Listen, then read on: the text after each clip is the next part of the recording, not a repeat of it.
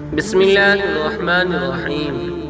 حضرت عمرو بن عاص رضی اللہ تعالیٰ عنہ سے روایت ہے کہ رسول اللہ صلی اللہ علیہ وسلم نے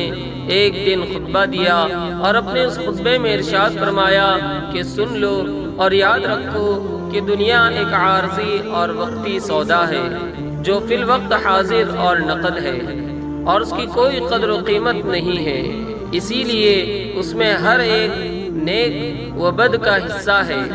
اور سب اس سے کھاتے ہیں، اور یقین کرو کہ آخرت مقرر وقت پر آنے والی ایک سچی اٹل حقیقت ہے، اور سب کچھ قدرت رکھنے والا شہنشاہ اسی میں لوگوں کے اعمال کے مطابق جزا اور سزا کا فیصلہ کرے گا۔ یاد رکھو کہ ساری خیر اور خوشگواری اور اس کی تمام قسمیں جنت میں ہیں، اور سارا شر اور دکھ اس کی تمام قسمیں دوزخ میں ہیں۔ بس خبردار خبردار، جو کچھ کرو اللہ سے ڈرتے ہوئے کرو، اور ہر عمل کے وقت آخرت کے انجام کو پیش نظر رکھو،